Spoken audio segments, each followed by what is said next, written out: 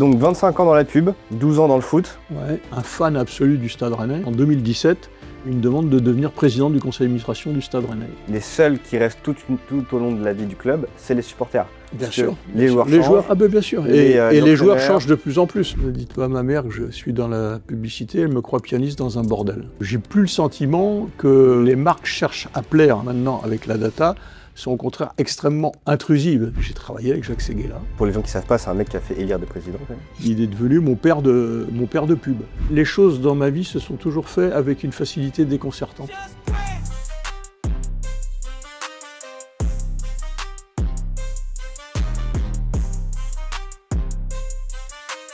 Bon Jacques, pour te présenter en 4 points, t'es un énorme publicitaire. Énorme, je ne suis pas si gros que ça quand même. Très grand.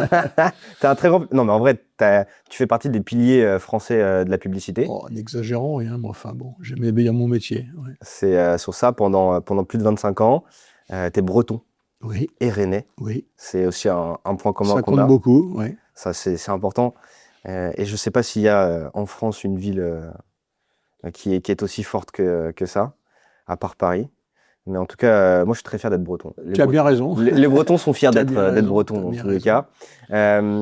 Tu as travaillé au Stade Rennais et tu as arrêté en 2024, en juin 2024. Ouais. Et tu es aussi un grand passionné de photos.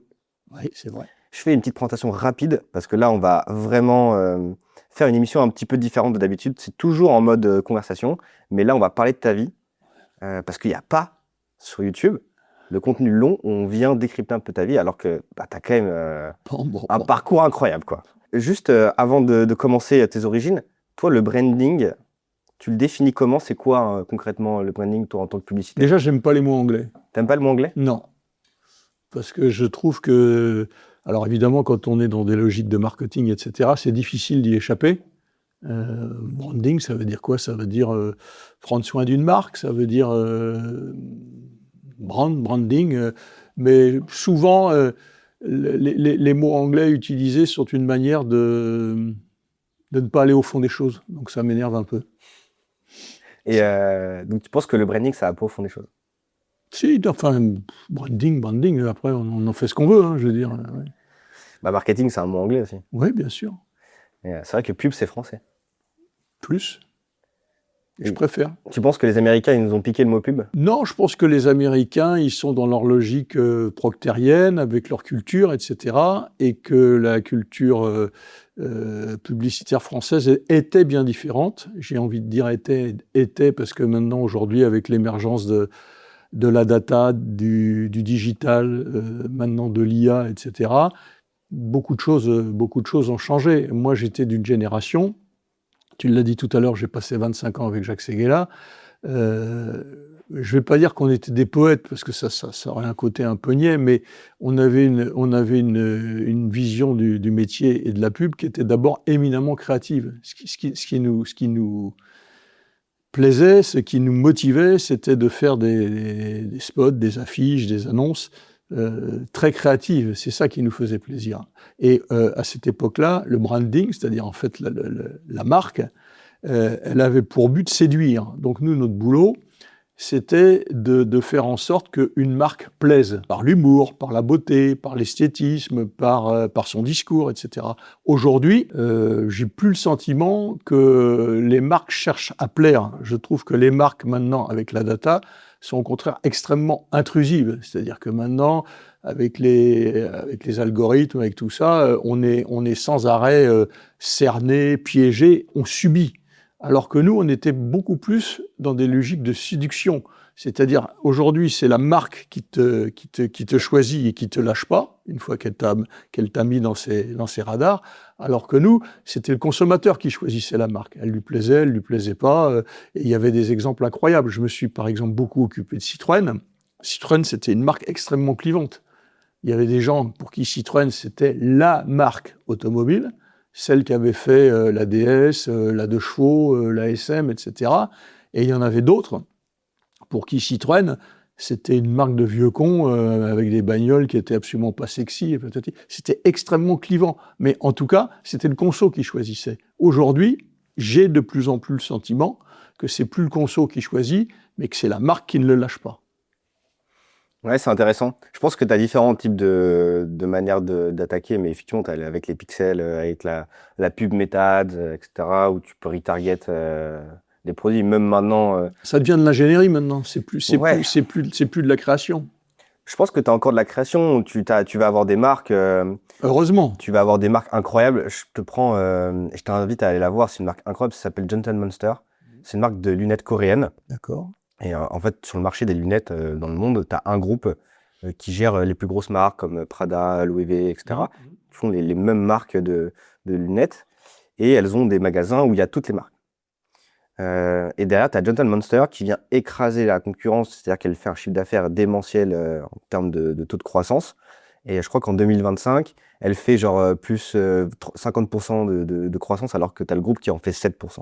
D'accord. Et elle, ces magasins, c'est genre une sorte de parc d'attractions, des musées, ils font des trucs très extravertis, incroyables. Et ils font pas forcément, ils font de la pub, mais comparé à Prada, ils font rien du tout. D'accord. Et donc, du coup, ils viennent vraiment se différencier là. Et c'est là où il y a la créativité. Donc, je pense qu'on est arrivé à un creux de la vague où tout le monde fait les mêmes pubs. Citroën, maintenant, où tu prends Citroën, tu prends Volkswagen, Audi, elles font toutes les mêmes pubs. C'est des voitures qui roulent sur une route de campagne ou de montagne avec un hélicoptère qui filme. T'as une Voilà. raison à ça. C'est que Séguéla disait toujours un truc un peu graveleux, mais qui disait beaucoup de choses. C'est moins de tests, plus de testicules. C'est-à-dire qu'aujourd'hui, tout est testé, retesté. J'ai même peut-être pas souvent des fois détesté. C'est-à-dire qu'on met tout dans la même moulinette. Donc forcément, si on met tout dans la même moulinette avec les mêmes critères, etc., il y a un moment, il en sort la même chose ou quasi la même chose.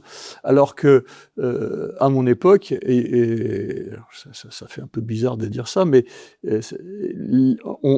je pense qu'il y avait, particulièrement chez les annonceurs, parce que les publicitaires ont toujours été prêts à aller un peu au-delà de ce qu'il faut faire et à prendre des risques, mais aujourd'hui, les annonceurs sont beaucoup plus prudents avec ces logiques de test, et justement, on a des pubs qui sont beaucoup moins marquantes ou singulières, quoi, tu vois. Par exemple, moi je me rappelle, il y avait une petite agence de Pau, parce que la pub était éminemment jacobine et parisienne, qui avait fait Les Cachous la Jaunie, hein, tu regarderas ça, tu dois retrouver ça, qui était un petit film qui, s'il avait été testé, ne serait jamais passé, et qui avait fait un tabac absolument incroyable, avec une musique, un truc, etc. Aujourd'hui, j'en vois plus des trucs comme ça, ou vraiment plus beaucoup, plus beaucoup, vraiment pas beaucoup.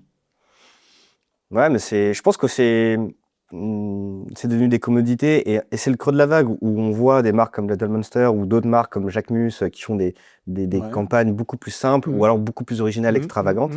Et en fait, je pense qu'on est en train on s'est un peu unifié et là, on est en train de remonter dans des trucs beaucoup Ouais, plus créatifs. après tu as aussi un autre élément qui ramène un peu au discours que je tenais tout à l'heure, c'est que la pub avant la pub était très puissante et omniprésente. C'était la pub. On parlait d'une agence de pub.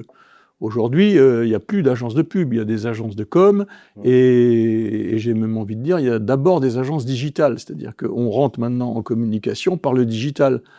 Ça veut dire qu'il y a d'autres logiques qui sont complètement différentes. Alors que il y a encore quelques années en arrière, on rentrait par la publicité et par la création. Ouais, c'est ça. Mais ce qui est bien aussi, c'est que parce que maintenant, vu que c'est les réseaux sociaux, c'est Instagram, c'est TikTok, c'est YouTube, on peut aussi, entre guillemets, être beaucoup plus créatif, beaucoup plus rapide et faire de l'A/B test et créer des choses plus vite. On peut être plus C'est ça qui est rapide, cool. on peut être certainement plus créatif. Moi, de ce que j'en vois, franchement, t'auras du mal à me persuader. Bah, je pense que les grosses marques, notamment françaises, elles sont devenues vachement frileuses.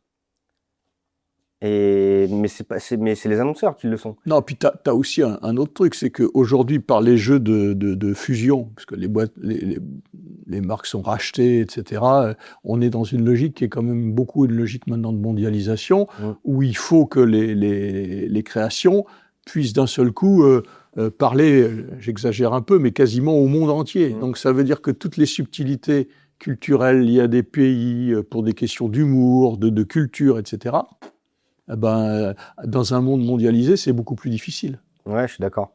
Mais c'est là où, du coup, les marques qui jouent vraiment sur les cultures du pays, elles prennent plus de parts de marché. Et je pense que demain, on sera très content, nous Français, d'acheter des marques typées coréennes ou américaines ou italiennes. Et on le voit notamment dans le monde du prêt-à-porter, enfin du coup du sur-mesure, avec les costumes italiens qui retombent beaucoup plus à des coutures beaucoup plus assumées italiennes, etc. Donc, et je pense qu'on est vraiment dans cette dynamique de soit on a des grosses marques qui sont un peu lisses, du Celio, du H&M, du Zara, et d'un autre côté des trucs beaucoup plus faits à la main, comme du Birkin, comme des marques italiennes, comme je sais pas moi, des marques de voitures chinoises, etc. Je pense que les marques vont beaucoup plus s'assumer et retourner. En tout cas, moi, c'est un petit peu Sur les ma marques de théorie. voitures chinoises, de ce que j'en vois, je suis beaucoup moins sûr de ce que tu me dis.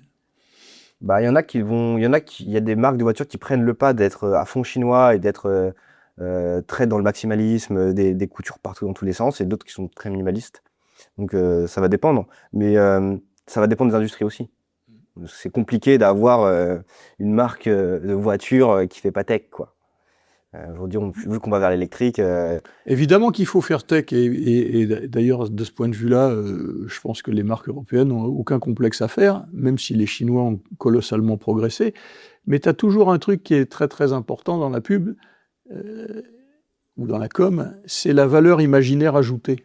C'est-à-dire, au-delà de tous les attributs factuels, donc effectivement, eh bien, il y a le petit truc en plus qui fait que ça crée un attachement affectif. Et aujourd'hui, je pense que il faut pas qu'on ait peur de l'affectif. Et moi, j'ai parfois l'impression que, particulièrement dans la com, etc., on est dans des logiques qui sont extrêmement cartésiennes, proctériennes, etc., et qu'on a laissé tomber une forme d'émotion. ouais, je suis d'accord. Je suis d'accord. En tout cas, nous, c'est ce qu'on fait. Et pour moi, et là, je quitte mon métier, pour moi, la vie, c'est d'abord de l'émotion. Ouais, je suis bien d'accord avec toi. Et c'est là où, pour moi, le travail d'une bonne brand, c'est de l'émotion. Mais c'est de l'émotion parce que ça vend aussi. Parce que... Parce que ça vend, l'émotion vend. Oui. Enfin bref, repartons sur un petit peu ton histoire. C'était qui le Jacques, le gamin? C'était un petit gamin rêveur, timide, qui a eu beaucoup d'amour, et par ses parents et par ses grands-parents, qui était à la fois un petit garçon de la ville et de la campagne, puisque j'habitais Rennes, j'allais à l'école à Rennes, mais tous les week-ends, on partait dans un petit patelin de 800 habitants où vivaient mes grands-parents, où je retrouvais d'autres copains, où je jouais au foot, etc. Donc j'ai toujours eu une espèce d'ambivalence entre un monde urbain la semaine, que j'aimais bien, et un monde rural le week-end, que j'aimais aussi très bien. Voilà. T'étais plus le garçon qui faisait des dessins au fond de la classe ou le bon élève? J'étais bon élève, mais je me plaisais bien au fond de la classe. Tu joues sur les deux côtés, là. Tu triches un peu, là. Non, je triche pas. Pourquoi il faudrait être toujours dans une case? Je pense que moi, j'ai fait des bonnes études, j'ai eu la chance de plutôt bien apprendre à l'école, etc. Mais j'étais quand même, comme je te dis, un curieux, un rêveur, un machin. Donc j'étais pas formaté dans le moule. J'aimais bien être dans le fond de la classe. J'aimais bien avoir des copains un peu particuliers. J'aimais bien tout ce qui était un peu différent. Je pense que le moule aujourd'hui, il est encore plus serré qu'avant. Ah bon? Mais Ça, j'en sais rien. Oui. je pense. C'est ma théorie en tout cas. Quoique, il y a sûrement plein de contre-arguments. Et du coup, dans ce parcours scolaire, à quel moment tu t'es dit, vas-y, là, je me lance dans la pub? Je pense que dans les années terminales et puis les premières années, moi j'ai fait un IAE à Rennes, etc. Là, j'étais tombé sur le bouquin de Jacques Séguéla qui était « Ne dites pas à ma mère que je suis dans la publicité, elle me croit pianiste dans un bordel ». Le titre d'abord était long, ce qui était rarement le cas, et puis était curieux. J'avais lu le bouquin, j'avais bien aimé. Et j'ai une petite voix en moi, on en reparlera parce que j'ai souvent une petite voix comme ça, c'est mon côté intuitif, qui m'a dit « Ce mec-là, il me plaît, je vais bosser avec lui ». C'était Séguéla. Séguéla n'était pas connu à l'époque, etc. Bon. Et puis ça n'a pas loupé, puisque quelques années après, moi j'avais créé une agence de pub à Rennes, avec un ancien de chez RSCG. RSCG, c'est Rousse, Séguéla, Kézac et Goudard, qui était la marque de Jacques Séguéla.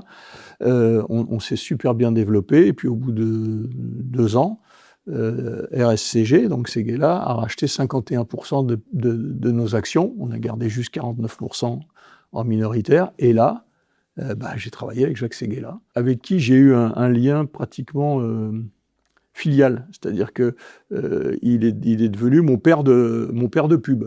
Mon père de pub, il m'a appris beaucoup de choses, il a été bienveillant, on a bien accroché ensemble. Et aujourd'hui, Jacques a 90 ans et on est toujours en relation. Et je le considère toujours comme mon père de pub. Et il bosse encore? Il bosse encore, ouais. Il va toujours chez Havas, etc. Il a un cerveau qui est toujours bouillonnant, voilà. Donc, incroyable. L'âge est là, malheureusement, mais c'est Bien comme sûr. ça. Ouais. Ouais. Ça, c'est bien. Si c'est bien un profil que j'aimerais bien avoir dans ce podcast, c'est lui. Hein. On peut essayer. Moi, j'ai beaucoup aimé. J'ai lu quelques-uns de ses livres aussi. Story Pub. Ouais. Des bouquins, il a dû en faire une vingtaine. Hein. Ouais. J'ai bien aimé aussi. Tu vois, sur mon LinkedIn, j'ai marqué fils de pub. Oui. J'adore. Et je trouve qu'il y a. Ça n'existe plus, les profils un peu. Un petit peu. C'est pas vulgaire, mais c'est jouer justement avec ce côté un petit peu osé. Ouais, les gens le font plus, quoi. Ouais. Parce qu'aujourd'hui, on a l'impression que les choses sont beaucoup plus formatées que l'époque d'avant. C'est-à-dire qu'aujourd'hui, beaucoup de gens te diront qu'il faut faire attention à ce qu'on dit, il faut faire attention à ce qu'on pense. C'est d'ailleurs là aussi très, très paradoxal, parce que dans la vraie vie, on a l'impression qu'il faut justement, comme je le disais, faire attention à ce qu'on dit, à ce qu'on pense, à machin, etc., à marcher dans les clous. Et puis en finale, et puis de l'autre côté, sur les réseaux sociaux, c'est une tuerie, quoi. Où là, tout est permis, tous les coups sont permis, les tags par derrière, les insultes, les machins.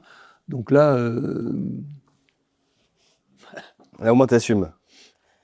Et ok, donc Jacques Séguéla, pour les gens qui ne savent pas, c'est un mec qui a fait élire des présidents, quand même.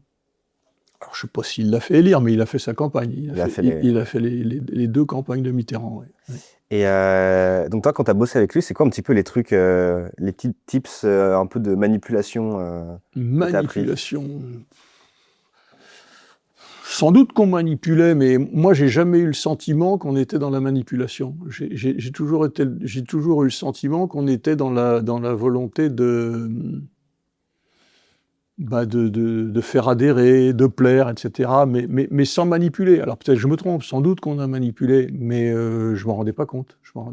Et puis on était convaincus. On était convaincus par nos produits, on était convaincus par notre envie d'y arriver, on allait au bout.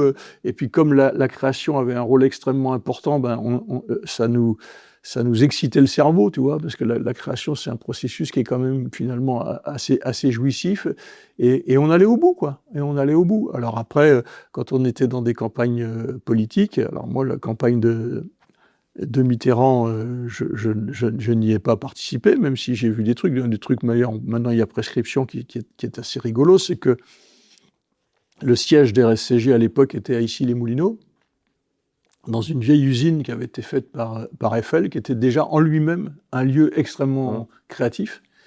Et dans cette campagne, il y avait Jacques Séguéla qui faisait la campagne de Mitterrand, et il y avait le G des RSCG, Jean-Michel Goudard, qui faisait la campagne de Chirac. Et leurs 2 bureaux étaient de chaque côté d'un couloir, c'est-à-dire qu'il y avait 3 mètres entre la campagne de Chirac et la campagne de Mitterrand. Génial. C'était assez rigolo, quoi. Ouais. Ça, c'est marrant. Et du coup, là, alors, pour en revenir sur la partie manipulation, je pense que c'est bien des fois de manipuler. Nous, on manipulait au sens où on enjolivait. On faisait fantasmer les gens, on les faisait rêver, on faisait des choses assez délirantes. Donc c'est vrai que c'était une forme de manipulation. Mais c'était pour moi, alors après d'autres pourront penser le contraire, mais moi je le dis de la manière dont je l'ai vécu, c'était jamais quelque chose de machiavélique, de cynique,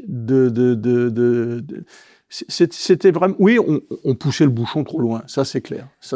Mais c'est ça la pub aussi. Et t'as des... D'ailleurs, ça a changé. Parce qu'aujourd'hui, nous, par exemple, quand on faisait des pubs avec des mannequins, il y avait toujours un casting. On mettait les plus belles nanas, on mettait les plus beaux mecs. Enfin, il fallait que ça ressemble à quelque chose. Aujourd'hui, il t'a pas échappé que, particulièrement dans les films de pub, c'est des gens normaux, entre guillemets. C'est-à-dire, il faut que les gens soient. Il y a beaucoup de gens qui sont un peu gros. Il y a toutes sortes. C'était pas comme ça avant. Ça a beaucoup changé. Avant, on allait tout de suite entre guillemets, au plus beau, quoi. Et t'en penses quoi de ça? J'en pense quoi? J'en pense que les temps ont changé. Que nous, quand c'était comme ça, c'était comme ça. On s'en rendait même à peine compte et on voulait, je te dis, montrer une vie un peu idyllique. Et qu'aujourd'hui, on est revenu à montrer la vraie vie et que pourquoi pas, non, j'ai pas de problème avec ça. Ok, très sympa. Et est-ce que tu as des techniques De même, tu vois, concret. on était capable de faire des pubs assez osées, même parfois au sens un peu érotique du terme, etc., qu'aujourd'hui on ne se permettrait plus. Et dans le même temps, faire un spot avant le 20h de TF1 sur les fuites urinaires ou la sécheresse vaginale, jamais on aurait fait un truc comme ça à mon époque. C'était quelque chose d'inconcevable. Ouais. Donc c'est là que tu vois que, bah oui, les choses ont évolué. Alors après, est-ce que c'est dans le bon sens? J'espère que oui. Voilà. Bon, c'est comme ça, donc croisons les doigts. Ouais, c'est comme ça. Ouais. et puis ça évoluera encore. Quand tu te présentes, tu dis que tu as monté du coup la 5e agence de France. Oh non, je le dis pas. C'est vrai. En tout cas, les gens le disent. Bah, les gens le disent peut-être, mais moi je le dis pas. Concrètement, ça veut dire quoi la 5e agence de com de France? Ça veut dire quoi? Ça veut dire que quand l'agence que j'ai créée, qui s'appelait... Alors moi d'abord, il faut savoir... Tu permets que Avec plaisir. Moi je suis tu l'as dit tout à l'heure, ou tu vas le dire tout à l'heure, un Rennais breton. Donc ça veut dire que j'ai toujours été en lutte contre le jacobinisme parisien. Et la pub est extrêmement parisienne et jacobine. C'est-à-dire qu'à la limite, en dehors de Paris, pas de salut. Donc moi, ce que j'ai fait, c'est que depuis mon agence de Rennes, ensuite, on a repris toutes les agences RSCG qui étaient en province. Il y en avait à Marseille, il y en avait à Lyon, il y en avait à Lille. On m'a demandé de reprendre tout ça. Je crois qu'il y en avait une quinzaine. De toutes ces agences, on en a fait une seule, qui s'appelait Euro RSCG 360. Pourquoi 360? Parce que, alors aujourd'hui, c'est un terme un peu éculé, mais à l'époque, je te parle de ça il y a maintenant quasi 20 ans, 360, ça voulait dire pouvoir maîtriser toutes les techniques de communication, c'est-à-dire la pub, bien sûr, mais aussi les RP, le digital qui commençait, l'événementiel, j'en passe, et des meilleurs. Et c'était ça le 360. Et de toutes ces agences de région, on a fait une agence Euro RSCG 360, qui avait aussi des bureaux à Paris, mais qui était une agence provinciale, qui revendiquait ses racines provinciales. Et ça, c'était complètement atypique dans la pub, qui était forcément parisienne, pour ne pas dire, et maintenant c'est le cas, mondial, puisque aujourd'hui tous les grands groupes, Publicis, Havas, WPP, j'en passe et des meilleurs, sont tous des groupes mondiaux. Et nous, on était les mecs qui venaient des régions. Et pour moi, les régions, eh ben, c'est la vraie vie. C'est la vraie vie. À Rennes, c'est la vraie vie. La Bretagne, c'est la vraie vie. Dans le Nord, c'est la vraie vie. C'est de la culture, c'est une autre manière de vivre. Et on essayait de ne pas être broyé par un moule parisien qui se voulait tout puissant. Truc d'autant plus marrant que souvent à Paris, ceux qui étaient les serviteurs zélés de ce jacobinisme étaient eux-mêmes des mecs qui venaient de province, parce que des vrais Parisiens à Paris, finalement, il y en a pas beaucoup, quoi. Enfin, donc, moi, j'ai toujours été attaché. On a fait une grosse agence, mais qui était vraiment ancrée dans les régions. Et aujourd'hui, je suis heureux de revoir, par exemple, que le local est une valeur qui est en train de revenir. Ouais. C'est assez intéressant d'ailleurs. Et ce qui est assez drôle, et moi je le vois depuis qu'on est à Paris, c'est que la plupart des boîtes à Paris bossent avec des boîtes internationales ou européennes, mais pas forcément, ou parisiennes, mais pas forcément de province. Ouais. C'est ça qui est assez intéressant. Et tu as par exemple une boîte à Nantes qui s'appelle Gulfstream, qui est une agence de com, je crois qu'ils sont 220. C'est la première agence indépendante de France. Qui la connaît? Personne. Ah, c'est intéressant d'ailleurs. Mais ok, très sympa. Et c'était quoi tes journées là-bas? Travail, mais le travail sans avoir l'impression de travailler. C'était le luxe de ma vie. C'est que moi, j'ai toujours eu la chance, mais aussi la volonté de faire ce qui me plaisait. Ça veut dire que me lever le matin, c'était pas un problème. Je regardais jamais ma montre. Ce que je faisais, je m'éclatais. Alors, ça veut pas dire qu'il y avait pas des coups durs, des emmerdes, des choses compliquées à régler, etc. Mais j'ai profondément aimé mon travail dans la pub, après dans le foot et dans la vie. Et puis j'ai une autre petite particularité, c'est que pour moi la vie est globale. C'est-à-dire que il y a pas le travail, la famille, les loisirs avec des cloisons étanches entre tout ça. Pour moi non, la vie c'est la vie. Et puis t'aimes la vie, et quand t'aimes la vie, tu fais des rencontres, tu vois des gens, tu avances. Et tu mords dedans, tu mords dans la vie. Et ça, c'est la chance que j'ai eue, ça c'est sûr. C'est vrai que les gens, ils aiment bien... En tout cas, moi, je le vois dans mon entourage un peu entrepreneurial, c'est qu'ils vont dissocier leur vie privée et leur vie pro.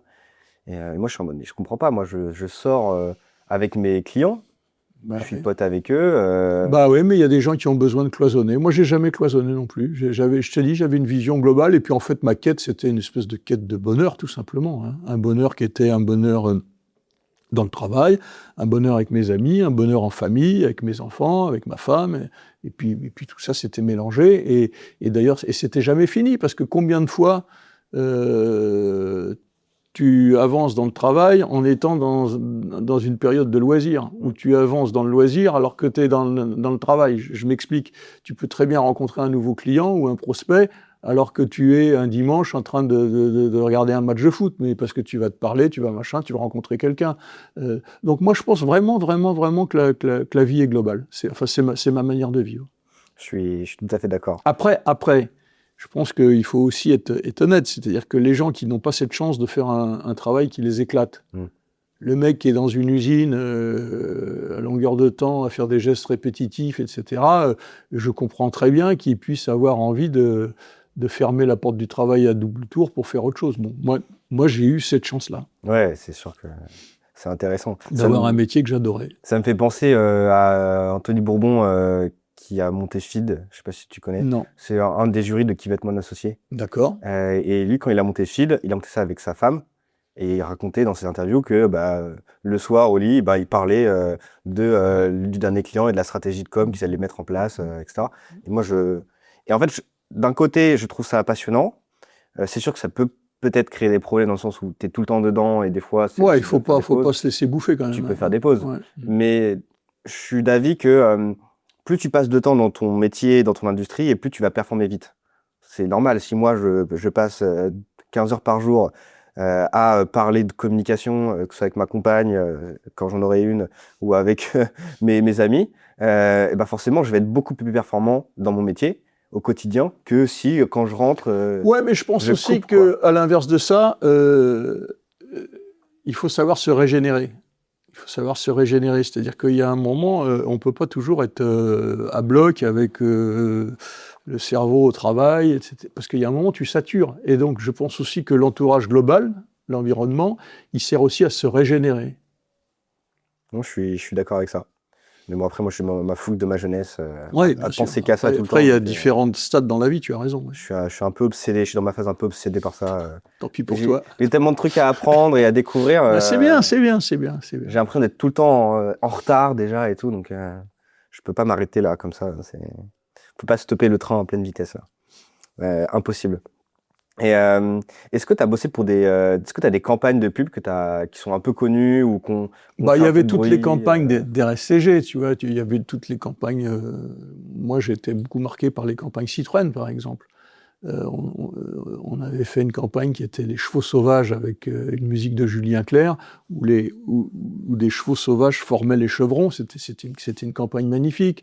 Puis après il y a eu des délires. Il y a eu la X sur la muraille de Chine. Il y a eu la Visa qui qui partait d'un porte-avions et qui revenait sur le dos d'un sous-marin. Enfin bon. Vous avez gagné un César d'ailleurs. Oh oui, pour cette pub. Il y en a partout. Si tu vas dans le bureau de Séguéla aujourd'hui, des statuettes et des machins, il y en a sur toutes les étagères. Il n'y a plus où mettre. Après les Césars pour les pubs, il n'y en a eu que 2 années. Non, mais quand tu dis les Césars, nous c'était c'était Cannes surtout, c'était les Lions. Oui, mais à Cannes, la vraie récompense de la pub, c'était. Et ça, c'est celle qui existe encore aujourd'hui. Oui. Mais à l'époque, il y a eu des Césars, des vrais Césars, comme les acteurs, qui ont été remis pour des pubs. Et il n'y en a eu que, tu vois, je m'en souviens. Il n'y en a eu que 2 ans. Et vous avez gagné un César sur les 2 ans. Très bien. C'était un bon jugement alors. Mais ouais, moi, ça m'avait marqué parce que tu dis, on prend la voiture, on la fait accélérer sur un porte-avions, elle saute dans l'eau et elle ressort de l'eau sur la tête d'un sous-marin nucléaire.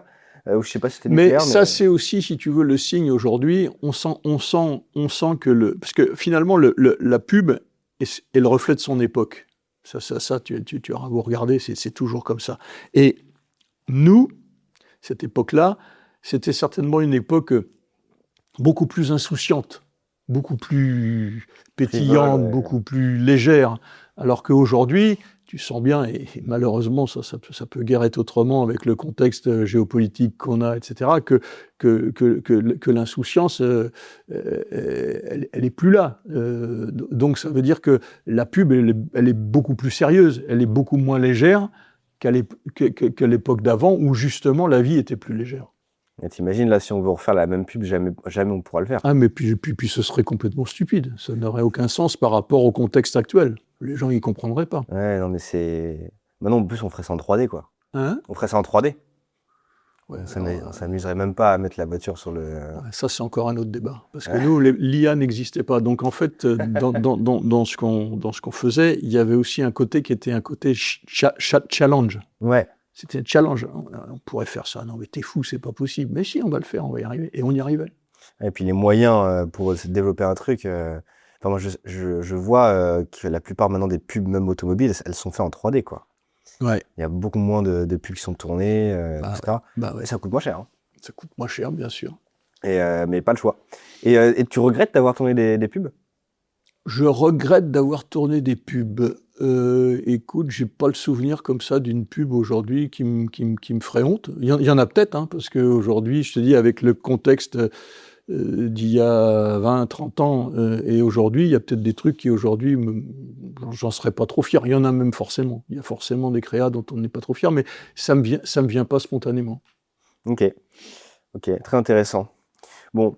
Et donc, après, la différence entre un publicitaire et un architecte, c'est que nous, quand on a fait une pub qui est foirée ou dont on n'est pas fier, on l'oublie. Hein. La pub, c'est éphémère. Quand tu fais une tour qui est foirée, ça la fout mal. 50 ans après, tu l'as encore. Hein. C'est sûr que ça la fout mal. Et donc, le temps passe. Oui. Et en 2010, tu quittes cette aventure. Ouais, je quitte de moi-même parce que personne ne voulait me faire sortir. Tout allait bien. Jacques m'a même rappelé pour que je reste, mais je quitte pour une raison assez bizarre, c'est que, comme je te l'ai dit, je suis quelqu'un d'intuitif, et 2010, ça correspond à mes 50 ans. Et quelqu'un m'a dit un jour, à 50 ans, on ne sait pas forcément ce qu'on veut faire, on sait ce qu'on ne veut plus faire. Et moi, j'avais une petite voix en moi qui me disait depuis déjà un moment, fais autre chose, fais autre chose, fais autre chose. Pourquoi ?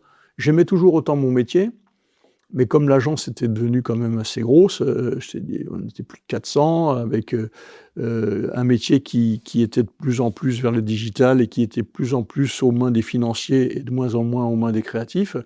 Je passais ma vie en fait à faire des business plans, faire des révisions budgétaires, je passais mon temps... plus qu'à faire de la création, ce que j'aime. Donc j'ai dit, j'arrête. Et puis j'avais un autre truc aussi, c'est que, comme la pub est jacobine, je passais ma vie à Paris. Je passais ma vie à Paris et moi, je suis rennais, je suis breton, j'avais envie de revenir dans ma ville parce que c'est là que je suis le plus heureux. Donc je plaque tout. J'ai dit j'arrête. Et je reviens à Rennes, où j'avais gardé ma maison, j'avais jamais quitté Rennes, et puis je me mets dans une logique de consulting, et puis je trouve très vite plein de gens qui, connaissant un petit peu mon parcours, m'appellent pour que je les aide. Et puis, je me suis remis dans une nouvelle dynamique. J'ai eu pour ça un événement assez intéressant, c'est que juste après être revenu à Rennes et avoir quitté Euro-RSCG, je fais une réunion avec je ne sais plus qui, parce que j'ai toujours bougé, j'ai toujours aimé les rencontres, etc., où il y avait un tour de table où on se présentait. On était, je ne sais pas combien, une dizaine autour de la table et on se présente. Et donc vient mon tour et je dis, Delanoë, j'étais président d'Euro-RSCG 60, une agence de Euro-RSCG 360, une agence de pub, etc. Puis je me dis, mais j'étais président. C'est la définition du has-been. Tu as 50 balais, tu te présentes en j'étais. C'était terminé. Je ne me suis plus jamais présenté sur ce que j'étais, mais je me suis concentré sur ce que j'avais envie de faire. Et là, c'est parti. J'ai travaillé avec plein de gens. J'ai travaillé avec Louis Leduve, j'ai travaillé avec Jean-Yves Le Drian, j'ai fait plein de trucs intéressants. Et puis, en 2012, le foot est venu taper à la porte, le Stade Rennais. Donc moi, j'étais depuis toujours un fan absolu du Stade Rennais. J'ai dû y aller pour la première fois à 6-7 ans avec mon père, comme la plupart des gens. Et c'était mon club, quoi. C'était mon club. Et là, en 2012, alors j'étais toujours consultant, mais François-Henri Pinault me demande de devenir administrateur du club, ce que je fais. Et puis la marche suivante, c'est en 2017, où il me demande de devenir président du conseil d'administration du Stade Rennais. Donc ce que j'ai fait pendant 7 ans. Et là, ça a été des années absolument merveilleuses, où on a fait 48 matchs de Coupe d'Europe, où on a fait une Champions League, où on a gagné la Coupe de France. On a fait des choses incroyables. Donc, et là encore, je me suis éclaté. Ce qui est drôle d'ailleurs, c'est que tu avais refait le logo. Le Stade Rennais, quand j'étais dans la pub, j'ai toujours été l'agence du Stade Rennais. D'ailleurs, la plupart du temps, gracieusement. Je me rappelle très bien de la montée du Stade Rennais de Ligue 2 en Ligue 1, après un match épique à Lorient qu'on avait gagné sur une tête de canot à la dernière minute, où j'avais été voir les gens du Stade Rennais. Le siège était à ce moment-là place Honoré-Commerec à Rennes, pour leur offrir une campagne, puisqu'on revenait en Ligue 1, enfin en Ligue 1, on disait en Division 1 à l'époque, avec une campagne qui était le Stade Rennais réveille sa légende. Et après, toujours resté l'agence du Stade Rennais. Et effectivement, c'est notre agence qui a refait le logo, qui est encore le logo actuel. Donc en fait, c'était un peu, petit peu la logique. Ouais, c'était la logique, mais comment te dire, alors ça peut aussi choquer, mais les choses dans ma vie se sont toujours faites avec une facilité déconcertante. Alors, ça ne veut pas dire que je n'ai pas travaillé, ça ne veut pas dire que je n'ai pas été têtu, ça ne veut pas dire que je ne me suis pas battu, mais les choses sont venues naturellement, avec beaucoup de facilité, et toujours dans le même cadre, des rencontres qui ont été déterminantes. J'ai eu la chance j'avais par exemple une idole quand j'étais petit, qui était Raymond Kérusoré, qui était un grand joueur du Stade Rennais, c'est devenu un ami. Raymond avait un gendre qui s'appelait Tchéky Cario, qui est devenu un ami très très proche, etc., toujours par des jeux de rencontres. C'est intéressant. Mais du coup, tu fais quand même une transition où tu arrives, toi, un peu le côté publicitaire et tout l'image et le bagage mais je ne me refais culturel. pas. Moi, je suis un publicitaire à vie, de toute façon. C'est ça. Et donc, tu arrives avec cette image de publicitaire au Stade Rennais, où les mecs sont en jogging, et toi, t'es... Ah non, mais j'étais pas entraîneur, attention. Hein. Je sais. J'étais pas sur le terrain. Non, mais ce que je veux dire, c'est que tu... les gens, parce qu'au Stade Rennais, vous êtes quand même à peu près 200. Ouais. Donc, t'arrives, tu vois, toi, avec ta cravate de publicitaire, pour dire, voilà. Je mettais pas de cravate. Ça m'étonne pas. Mais je suis un communicant qui va venir prendre les rênes. Non. Alors, c'est pas tout à fait ça. D'abord, prendre les rênes, c'est trop de dire ça. Parce que si tu veux, moi, j'étais président du conseil d'administration. Donc, un président non exécutif qui avait pour but de surveiller tout ça, de donner une impulsion, de faire en sorte que tout soit dans les bonnes conditions pour que ça marche bien. Mais il y avait un DG, qui a d'abord été Olivier Létang, qui a ensuite été Nicolas Olvec, et puis enfin, pour finir, Olivier Cloirec, qui était un DG opérationnel, qui lui était vraiment le patron, qui faisait tourner le stade au jour le jour. Moi, je présidais. Alors, pour en revenir à ta question, elle est extrêmement intéressante parce que, d'abord, je pense que personne n'a jamais mis en doute mon ancrage, mon amour de la Bretagne et de Rennes, et encore moins celui du Stade Rennais, parce que je l'ai toujours revendiqué, et puis je pense que ça se voit. Je suis quelqu'un qui aime le Stade Rennais, c'est comme ça. Et le fait que je sois un publicitaire ou un homme de communication, ça m'a énormément aidé. Pourquoi ? Ça m'a aidé parce que ça m'a fait me créer mes propres missions. Je m'explique. Moi, mon but en venant au Stade Rennais, c'était pas d'être directeur sportif ou entraîneur, de savoir s'il fallait jouer en 4-4-2 ou en 4-3-3 ou en je sais pas quoi, et si c'était un tel et de faire l'équipe donc j'ai eu la chance de vivre ça de très près avec plein d'entraîneurs et c'était passionnant. J'ai eu la chance de faire partie des réunions comment on appelle ça, de recrutement, etc. Mais ma valeur ajoutée, elle était absolument pas là. J'écoutais, quand je pensais quelque chose, je le disais, mais j'avais absolument pas la prétention d'avoir une vraie valeur ajoutée sur ces questions sportives. Par contre, l'image du Stade Rennais, alors là, oui, j'avais vraiment la prétention. Et honnêtement, d'ailleurs c'est reconnu aujourd'hui, je pense que le Stade Rennais a beaucoup, beaucoup changé pendant toutes ces années où j'étais. Pourquoi ? Parce que c'était un club qui était un peu un club, ça m'agaçait beaucoup, mais qui était considéré un peu comme club de losers, qui n'avait jamais rien gagné, qui avait longtemps fait l'ascenseur entre la Ligue 1 et la Ligue 2, etc. Et puis, nous, on est rentré dans une dynamique, quand je suis arrivé, où sportivement, ça a été beaucoup mieux. On a refait des Coupes d'Europe, on a fait 6 saisons de Coupe d'Europe ininterrompues, 48 matchs, ça s'était jamais fait. On a regagné la Coupe de France en 2019, qu'on n'avait jamais gagné depuis 71 et même avant depuis 65. Donc ça a créé autre chose. Et du coup, ça a beaucoup, beaucoup aidé à rajeunir et à refaire l'image du Stade Rennais. Parce que d'abord, tu peux pas refaire une image s'il n'y a pas du contenu. Et le contenu dans le foot, c'est les résultats. Et là, on avait des résultats. Et puis ensuite, moi, je me suis vraiment intéressé à ça. C'est-à-dire que on a changé le nom du Stade Rennais qui est devenu Roazhon Park. Alors les sièges rouges, ça avait été déjà fait par René Hervelot, mais on a accentué tout le branding, pour prendre une expression qui te plaît bien. Et aujourd'hui, on oublie, mais le Stade Rennais avant, c'était des sièges bleu, vert et gris. Tu savais pas où t'étais. T'allais dans les couloirs, dans les vestiaires, c'était blanc. T'aurais été dans un hôpital, c'était pareil.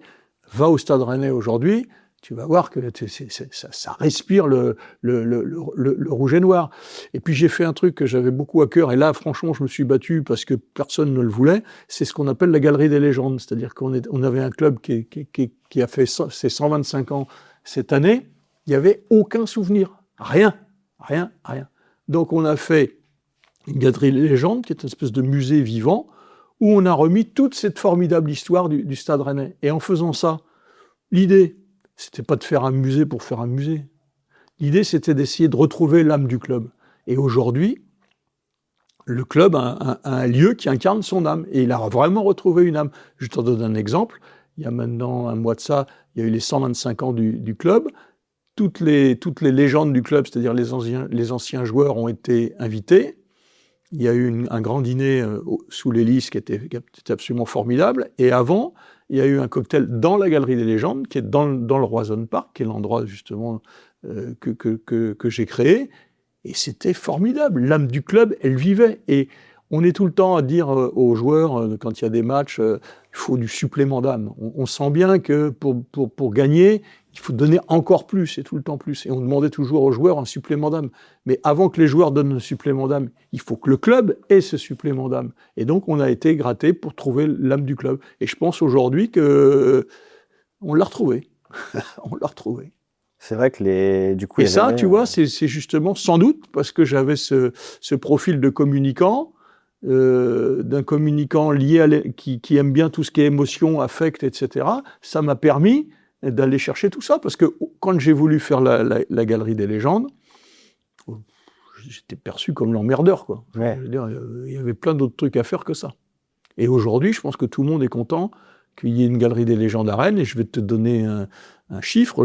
La Galerie des Légendes se visite via l'Office du tourisme de Rennes. Enfin, Rennes, je ne sais plus quoi, le truc qui est au couvent des Jacobins, ça ne s'appelle plus Office du tourisme. Et on a 10 000 visites par an.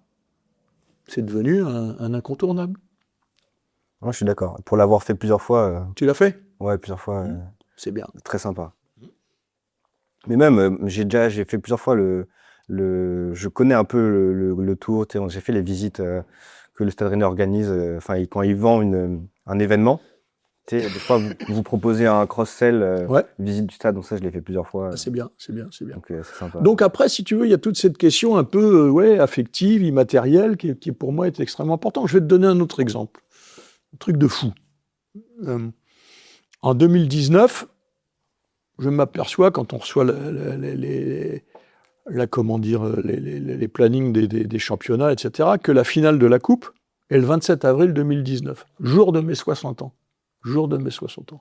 Je me dis, putain, si on gagnait la Coupe de France le jour de mes 60 ans, quelle histoire. Et puis alors, je ne veux pas dire que c'est grâce à moi, mais n'empêche que on l'a fait, on a gagné la Coupe de France le 27 avril 2019, jour de mes 60 ans, ce qui était une fête incroyable. Je vois les joueurs m'ont fait un shampoing au champagne dans le vestiaire, le machin, c'est des souvenirs inimaginables. Alors que en plus, c'était pas gagné, parce que tu avais quand même Neymar en face. Ah ben c'était la grande équipe du PSG, Neymar, Mbappé, j'en passe et des meilleurs. Et tiens-toi bien, à la 21e minute du match, on perdait 2-0. Voilà. Donc là, on commençait à regarder nos godasses avec inquiétude, en se disant combien on va en prendre. Et puis à un moment, les mouches ont changé d'âne. Ils marquent un but contre leur camp. On égalise. On va au pénalty. Des pénaltys interminables où chaque joueur les marque. C'est-à-dire personne ne loupait son pénalty. Et pour finir, un Parisien le met dans les nuages et on a gagné la Coupe de France. Et le lendemain, on revient à Rennes, on fait un truc place du Champ de Mars, avenue Esplanade Charles de Gaulle, où il y avait 20 ou 30 000 personnes, sous la flotte malheureusement. Et puis après, on va à la mairie, où on est reçu. On va au balcon de la mairie, avec une place de la mairie noire de monde. Et moi, je revois ce que j'avais vu en 71, petit gamin, où j'étais sur la place, regardant les joueurs au balcon. Sauf que là, très, très curieusement et formidablement, j'étais sur le balcon avec la Coupe de France à côté de moi. Incroyable. Ah ouais, c'est des trucs de fou, hein. Je sais bien, mais bon, tant mieux.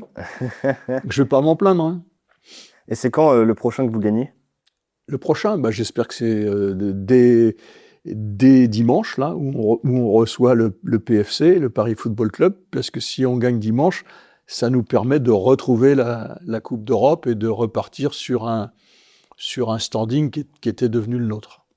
Et là, du coup, parce que ça s'est un petit peu assoupli. Disons qu'il y a eu 2 ans un peu en dessous, ouais. Mais là, je suis confiant, ça repart dans le bon sens. C'est bon. Ouais. Comme par hasard, quand tu t'en vas. Ah non, comme par hasard. Oui, mais ça n'a rien à voir avec ça.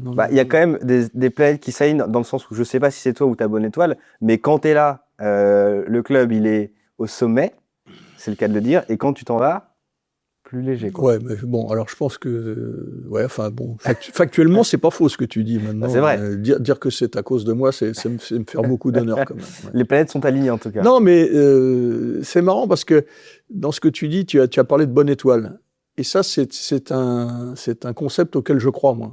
Je pense que moi, je pense profondément que j'ai une bonne étoile. Alors d'autres appelleront ça un ange gardien ou je sais pas quoi, mais j'ai souvent eu dans la vie, à des moments déterminants, un petit coup de pouce du destin qui faisait que les choses allaient bien. Et j'ai noté que malheureusement, des fois, il y a des gens, c'est l'inverse. C'est-à-dire que quand les choses sont des moments compliqués, ça bascule pas du bon côté. Alors pourquoi ? Est-ce qu'on croit à l'ange gardien ? Est-ce qu'on croit à la bonne étoile ? Ou est-ce qu'on se dit... c'est aussi une forme de dynamique, tu vois. Moi, je pense que dans la vie, il faut entretenir sa dynamique et que tant qu'on aime la vie, qu'on mord dedans et qu'on aime les gens, on a plus de chances de faire de bonnes choses. C'est très beau. Faut provoquer sa bonne étoile, en fait. Je le pense, ouais. Je pense qu'il y a ceux qui voient passer les trains et qui montent jamais dedans et qui restent avec leur valise sur le quai, une valise qui est pleine de regrets. Et puis il y a ceux qui réfléchissent pas trop et puis quand ils voient passer le train, ils montent dedans et puis ça les emmène où ça doit les emmener. Et comment, quand tu es président de club, parce que j'ai pas eu la chance d'en rencontrer beaucoup dans ma vie, Ouais. c'est quoi un petit peu ton quotidien? Parce qu'on peut imaginer que c'est de la paperasse, c'est un peu de politique. Non, parce que moi, j'étais pas dans un rôle opérationnel. Moi, mon quotidien, ça a été, et c'était une obsession chez moi, et c'était en plus à la demande de François-Henri Pinault, c'était de veiller à l'ancrage rennais et breton du club. C'est-à-dire qu'aujourd'hui, dans le football, la plupart des clubs sont complètement déracinés, c'est-à-dire qu'ils appartiennent à des fonds, on ne sait même plus à qui est le fonds, ça change tout le temps, etc. Et nous, à Rennes, on a une chance incroyable, c'est que on appartient à un milliardaire, donc ça aide, parce que le foot est un sport de riches, mais surtout, ce milliardaire, c'est pas un milliardaire russe qui est arrivé à Rennes par hasard, comme Ibrahimovic était arrivé à Chelsea. Non, c'est Monsieur Pinault, qui est de la région, qui a habité à Rennes, qui a même habité à Rennes devant le stade de la Route de Lorient, devant le stade rennais, qui était un supporter fondu, etc. Donc on a la chance d'avoir quelqu'un qui est certes milliardaire, mais qui est surtout du cru et passionné de son club.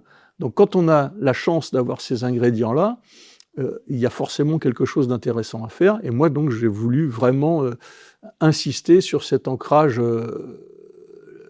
local, rennais, breton du club. Et d'ouvrir les bras, parce que le club, très certainement, capitalistiquement, il appartient au Pinault, et ça, c'est indiscutable. Mais le club, il appartient à tout le monde. Il appartient à tous ceux qui l'aiment, à tous ceux qui se revendiquent comme supporters, tous ceux qui ont de la joie avec, tous ceux qui souffrent avec, parce que quand on est supporter d'un club, des fois ça va, mais des fois ça va pas, il y a aussi des moments durs. Et c'est tout ça que mon plaisir, c'était de fédérer tout ça. Et je vais même te donner un scoop. On va créer très prochainement un fonds de dotation du Stade Rennais, dont je vais prendre la présidence, et ce fonds, il aura pour but d'accentuer justement le rôle sociétal du Stade Rennais. Pourquoi ? Parce qu'un club, c'est bien plus que uniquement les résultats de l'équipe première. Et c'est bien plus qu'un seul match le dimanche. Un club, c'est toute une vie. C'est des gens qui tiennent ça de père en fils, de mère en fille, c'est quelque chose qui fait que quand ton club gagne le lundi matin, t'es à la pêche et tu vas passer une bonne semaine, et puis que si tu perds le lundi matin, donc c'est tout ça qui m'intéresse, c'est d'aller un petit peu plus loin sur le lien sociétal entre le club et son territoire. Et je pense que c'est une très bonne initiative dans le sens où, en fait, quand tu réfléchis bien, les seuls qui restent tout au long de la vie du club, c'est les supporters. Bien sûr. Les joueurs changent. Ah ben bien sûr. Et les joueurs changent de plus en plus. On en a un bon exemple à Rennes où on a un joueur qui n'a connu qu'un club, qui est Romain Danzé, puisqu'il a appris son métier à Rennes et il a fait toute sa carrière à Rennes. Mais aujourd'hui, les clubs, mais moi le premier, si je réfléchis à l'équipe d'il y a 3 ans au Stade Rennais, ou même d'il y a 2 ans, parce que là, il y a eu beaucoup d'étrangers à venir, etc., je suis pas sûr de pouvoir te citer la moitié des noms. Ça va tellement vite. Donc effectivement, la partie immuable du club, c'est ses supporters. T'as parfaitement raison. Donc je pense que c'est une très bonne chose, c'est la bonne direction pour moi. Et donc du coup, merci pour le scoop. Très gentil. Du coup, t'as eu quand même un petit moment de flottement parce que t'es parti du stade il y a 2 ans, 3 ans. J'ai quitté en juin 2024, la présidence. Ouais. Donc il y a 2 ans. Et on t'a construit tout ça, et tu remets le pied dedans, j'imagine. Non. Alors c'est un petit peu différent parce que quand tu es dans le foot, c'est un cannibale le foot. Ça te bouffe de partout, etc. Donc quand tu arrêtes, tu es un peu comme tu as besoin d'une cure de désintoxication, c'est-à-dire d'un seul coup, oui, ça fait drôle parce que c'est sans arrêt, tu perds, tu gagnes, dès que tu as perdu, tu penses à comment gagner la fois d'après, tu en parles tout le temps, etc. Donc quand ça s'arrête, effectivement, ça fait un choc. Après, Dieu merci, la vie m'intéresse et j'ai plein d'autres points d'intérêt qui font que je ne suis pas resté malheureux longtemps.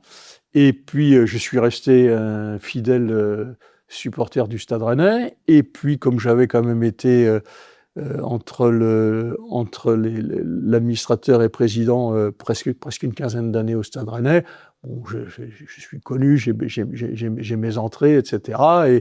Et donc, j'ai pas coupé, quoi, tu vois. Voilà. Et puis là, maintenant, avec ce fonds de dotation, ça va me permettre de m'intéresser à quelque chose de vraiment qui me passionne, qui est cet ancrage local du club, sans avoir le stress de toute la partie sportive et résultats et performances, parce que c'est quand même un sacré stress. Ouais, je veux bien te croire.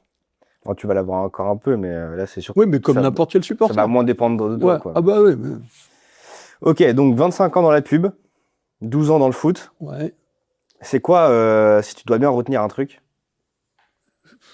Si je dois retenir un truc, c'est que malheureusement, je viens de me rendre compte d'un truc là ces dernières années, c'est que la vie est courte, que la relation au temps est vraiment bizarre, parce que si tu veux, aujourd'hui, moi j'ai 67 ans, et j'ai l'impression d'être toujours en mobilette, de pas avoir changé, et puis au final, tu te dis, il y en a quand même eu de l'eau à passer sous les ponts, donc ça fait un peu drôle.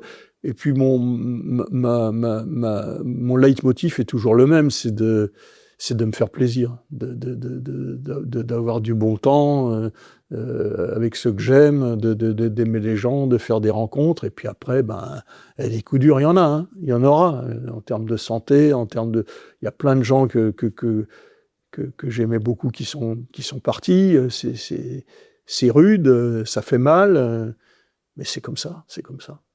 Donc il faut quelque part être philosophe et puis admettre sa condition humaine, et puis de cette condition humaine en faire quelque chose de bien, le mieux possible.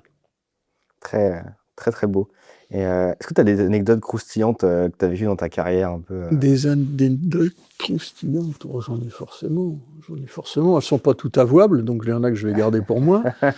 Mais non, si tu veux, moi, dans mes équipes, et particulièrement quand j'étais dans la pub, j'aimais les gens. On était une bande, on était dans une logique de bande, donc rien ne nous arrêtait, donc on rigolait, on se marrait. Et puis, comme je te le disais tout à l'heure, l'époque était beaucoup plus insouciante. Donc ça veut dire qu'on était aussi porté par notre époque. C'est moins gai aujourd'hui. Je veux dire, quand tu prends ta BFM, machin, et que tu as à longueur de temps Trump, Poutine, les mollahs, le machin, excuse-moi, mais ça finit par plomber, quoi. Hein. Donc nous, on n'a pas eu ça. Et tu penses qu'on peut être insouciant? Parce que moi, je me considère un peu comme insouciant. Et je pense qu'il faut être un insouciant réaliste. Évident. Ouais, si, parce que je pense que l'insouciance, c'est ce qui te porte. C'est l'envie de découvrir, c'est la foi en l'avenir, c'est la foi en l'autre. Donc il faut une forme d'insouciance. Moi, j'ai été beaucoup aidé par ça, par mon intuition. C'est-à-dire que je sentais les trucs et j'avais envie d'y aller. Mais il faut que ce soit une intuition réaliste. C'est-à-dire qu'il y a un moment, il faut quand même garder au fond de soi-même une forme de structure de jugement qui t'empêche de faire des conneries. Parce que dans la vie, souvent, ces plus belles conneries, on les fait en voulant bien faire, en pensant bien faire. Donc faut faire attention. Mais je crois quand même à l'insouciance. J'y crois. De toute façon, je pense que sinon tu fais rien. Parce que si tu... ouais. Il y a une phrase qui me... Je sais plus d'où... Oser, quoi. Enfin, oser. Faut oser. Je sais plus d'où elle sort, mais c'est une phrase qui, moi, me plaît bien. C'est « Ils ne pensaient pas que c'était impossible. Donc ils l'ont fait. » Donc il l'a fait. Je sais plus qui a fait. Je crois que c'est Mark Twain. Mais j'adore cette phrase. Je crois que c'est Mark Twain. C'est Mark Twain. Ouais. Pierre a dit que c'était ça. Mais incroyable cette phrase. Hein? Incroyable cette phrase. Moi, mais il y en a plein d'autres phrases. Je peux te dire aussi une phrase. Le hasard ne frappe jamais par hasard. Si je te dis ça, ça paraît bizarre, mais moi j'en ai plein d'exemples dans ma vie. Bah ouais. Pas mal aussi celle-là. Ok. Bon, on va pas faire un concours de punchline, mais... Non.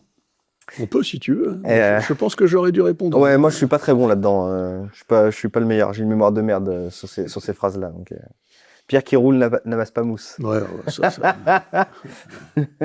Il y avait un sujet aussi où là, ça va être un peu sanglant. C'est sur l'IA. Ah, sur l'IA. Nous, chez Smooth, on utilise beaucoup l'IA. Énormément même. Grand bien de face. Grand bien de face.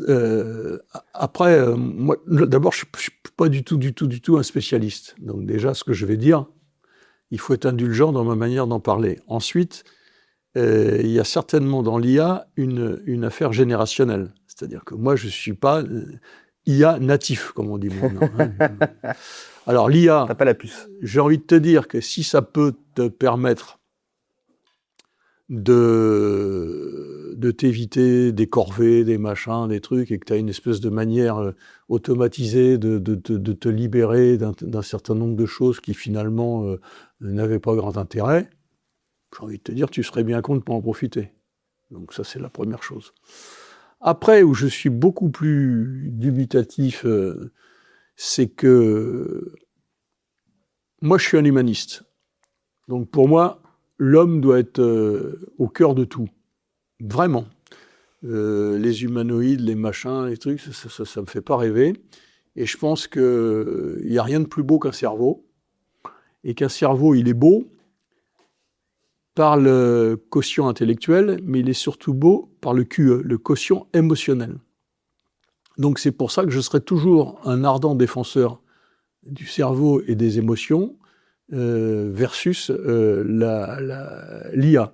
Et puis je pense qu'il y a un moment, là aussi, je ne sais pas ce que ça vaut ce que je dis, mais le cerveau est un muscle. C'est-à-dire, c'est comme, il faut le faire travailler. S'il ne travaille pas, il va finir par pas s'étioler, mais il va être moins. Hein, il va s'atrophier. Il va s'atrophier, j'espère que non. Mais en tous les cas, ce que je pense, c'est que l'IA peut être un faux ami et un terrible ennemi, et ce qui compte, c'est de faire marcher son cerveau à fond. C'est tellement beau. Et puis après, il y a d'autres questions qui sont des questions absolument ou morales ou voire même juridiques.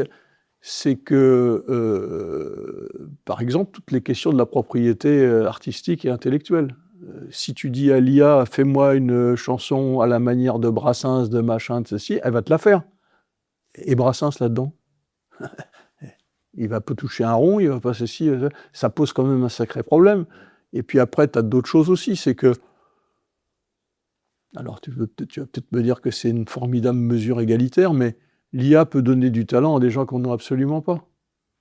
Et moi, je te dis, je reste centré sur l'homme. Donc c'est pour ça que je suis très gêné avec l'IA. Oui, en plus, toi, tu adores la photo. Oui. Donc là, la photographie, c'est... Mais une photo truquée, machin... Là où vous me faites marrer, les jeunes, là, c'est avec vos réseaux sociaux, votre IA, etc. Mais rien n'est plus beau que la vraie vie.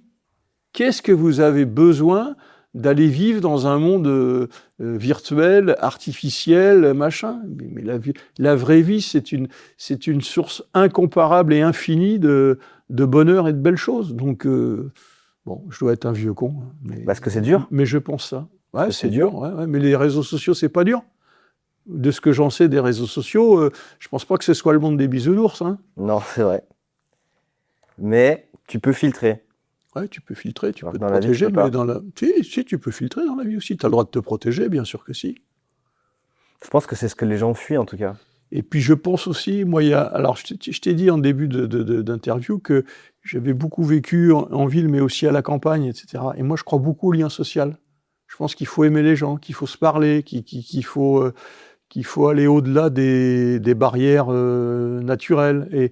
Et je pense que tout ce monde-là, qui est en préparation, il est censé nous rapprocher, mais est-ce qu'en final, il nous isole pas plus?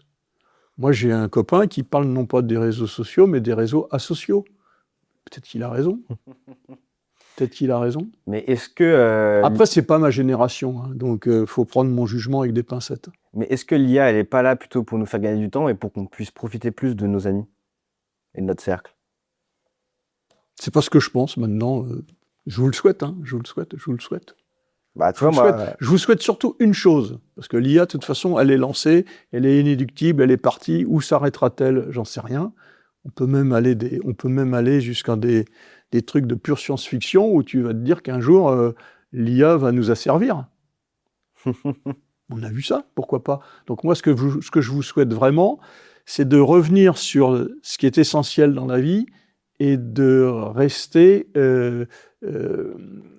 maître de votre vie est maître de l'IA. Tu vois, on a pour l'habitude de dire, comment c'est la formule, c'est l'argent est un bon serviteur et un mauvais maître. Eh ben, j'ai envie de dire, il faut que ce soit pareil pour l'IA. Mm. Toute la dialectique du maître et de l'esclave de Hegel. Ouais. T'es beaucoup plus intelligent que moi. Non, mais je sors juste des mots un peu compliqués, mais en soi, Non, mais c'est un vrai challenge qui arrive pour vous, pour vos nouvelles générations. Hein. Un vrai challenge. Hein. Après, chaque génération a ses challenges, chaque génération invente son avenir. À vous de jouer. Hein. Moi, je trouve ça bien. Et après, c'est comme le téléphone, en fait. C'est un outil. Comment est-ce que tu décides de l'utiliser? Nous, tu vois, un truc tout bête. On a développé une IA qui s'appelle Smoothie, pour Smooth Intelligence, parce que le Smooth, c'est le nom du cabinet. Et en fait, elle est présente dans tous nos appels. Et moi, je prends plus de notes. Parce que moi, quand je prends des notes, j'écoute à moitié le gars. Et puis en plus, j'écris lentement, et puis je fais des fautes d'orthographe, et c'est insupportable. Donc, je suis vraiment beaucoup plus facilement présent. Bah, tant mieux pour toi, si ça te va bien. Si ça te va bien, tant mieux pour toi, et t'aurais tort de t'en priver. Mais moi, par exemple, je prenais des notes parce que prendre des notes, ça passait par l'écriture pour remonter au cerveau. C'était aussi une autre façon de travailler. Mais là encore, je pense qu'il ne faut pas essayer de tout normaliser. Moi, ce qui me fait le plus mal aujourd'hui, dans la société actuelle telle que je la vois, hein, après, je la vois avec subjectivité, je la vois avec mes yeux, je trouve ce déficit de tolérance. Je trouve que le monde est de moins en moins intolérant. Alors nous, on avait cette insouciance dont je t'ai parlé, mais on était tolérants. On était tolérants. Le mec, il s'habillait comme ça, il était comme ci, il était comme ci. Aujourd'hui, je trouve qu'il y a énormément d'intolérance, et cette intolérance, elle atteint des sommets par une forme de communautarisme qui est en train de ravager le vivre ensemble. Et ça me fait peur. Ouais. Oui, donc en fait, on vend de la communauté. Alors, mais dès que les gens n'acceptent pas ça, du coup... c'est pas ça les réseaux sociaux, c'est pas justement passer sa vie à se foutre sur le nez avec une violence incroyable, parce qu'en plus, et sans que ce soit en plus régulé quasi d'aucune manière... ils sont impunis, les gens. Ouais. Bah ouais, mais c'est pas ça qui... On a besoin de vivre ensemble. On est un animal social. Donc, vivre en société... Ça existe. La politesse, par exemple. La politesse, aujourd'hui, c'est considéré comme ringard, machin.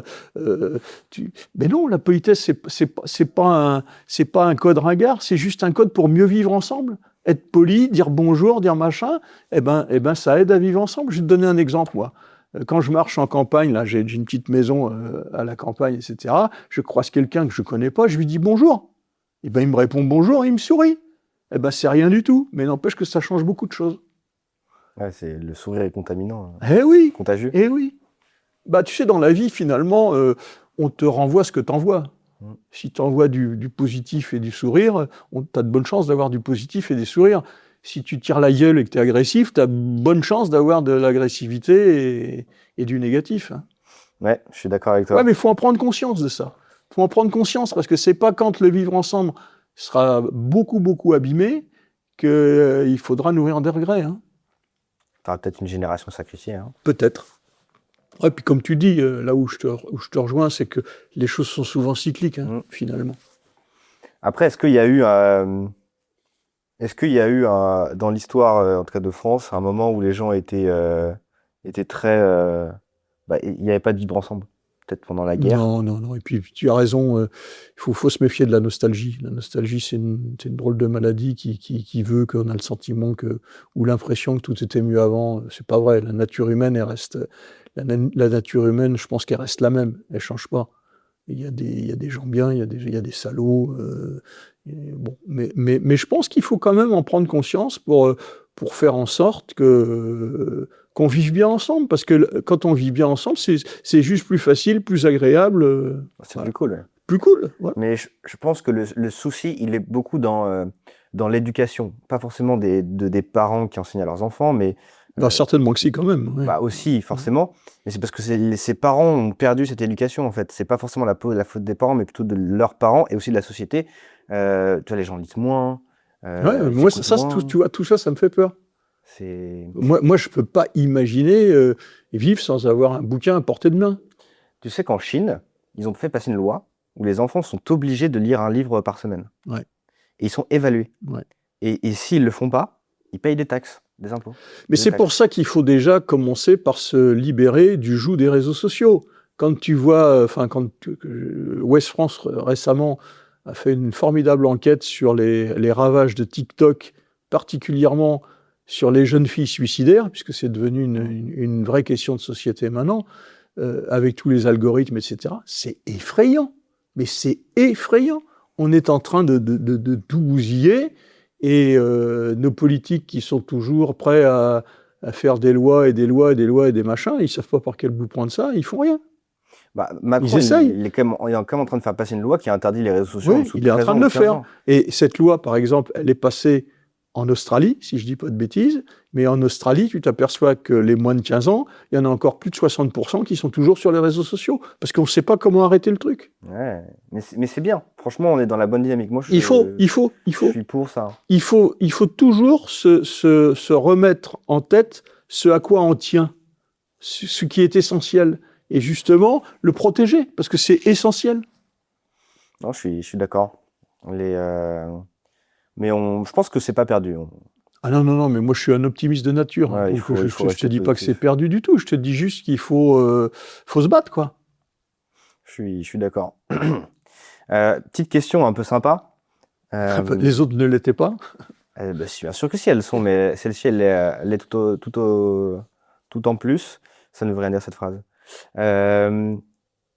C'est quoi la chose que tu as appris cette semaine ou semaine dernière? C'est quoi la chose que j'ai appris cette semaine? Qu'est-ce que tu as appris? Que Trump avait foutu 200 milliards dans la guerre en Iran pour rien. C'est-à-dire? Pour l'instant, ça lui a coûté 200 milliards de dollars. Et que je sache, le régime est toujours là. Il y a plus le détroit d'Ormuz est bouché, le pétrole flambe, il sait pas comment s'en sortir, etc. Donc ça veut dire que un mec peut cramer 200 milliards pour rien, et non seulement pour rien, mais pour que les choses soient encore plus graves. Pas très gai, ça. Non. T'as un truc que t'as appris qui est un peu plus gai? Qu'est-ce que j'ai appris qui est un peu plus gai? Tu me prends à dépourvu, là. Oui, il y en a certainement, mais ça me vient pas. T'es un entrepreneur, t'apprends des trucs tous les jours. Ouais, tu sais, à mon âge, on apprend moins quand même. Mais non, mais oui, je suis curieux. Mais qu'est-ce que j'ai appris? Non, ça me vient pas. Je suis désolé. Pas de souci. Et une autre question un peu dans le même style, alors, c'est quand la dernière fois que t'as fait un truc pour la première fois? C'est quand la dernière fois que j'ai fait un truc pour la première fois? J'ai enfumé un grenier pour essayer de faire partir une fouine. Voilà, c'est la première fois que je faisais ça, et c'est récent. Et c'est dans une vieille baraque à la campagne où une fouine est élue domicile, et où du coup on n'arrive plus à dormir parce que ça galope toute la nuit. Voilà. Ah, un plaisir. Hein? Un plaisir. Un plaisir. Ouais. Et du coup, t'as enfumé le truc, genre... Eh ben, il y a des produits, machin, etc. Bon, ça n'a absolument aucun intérêt. Je pense que d'ailleurs, il faudra que tu le coupes de ton émission. Mais voilà un truc que j'avais jamais fait. Ouais.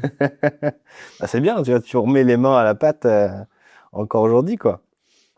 Non, mais tu pourrais penser que t'es ancien mec à ton parcours, il serait pas à se paumer dans la campagne, tu vois. Et... Non, pas du tout. Moi, puis j'en ai besoin.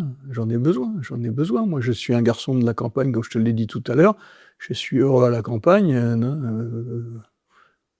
Non, enfin, c'est comme ça fait partie de moi, point. Ok. Là, j'ai une autre question qui me vient en tête. C'est aujourd'hui, les gens qui écoutent ce podcast, c'est des chefs d'entreprise, c'est des gens qui aiment la communication, qui sont très inspirés, qui sont aussi à la recherche d'idées créatives pour peut-être aller performer, pour être plus visible, pour convertir. Toi, qu'est-ce que tu peux donner, une sorte de règle immuable, intemporelle, ou des astuces pour gagner en compétence sur de la communication? Moi, la première règle que je vais donner, c'est qu'il n'y a pas de règle. Super. Il n'y a pas de règle. C'est-à-dire que si tu commences à vouloir t'enfermer, ça ne va pas le faire. Je veux dire, au contraire.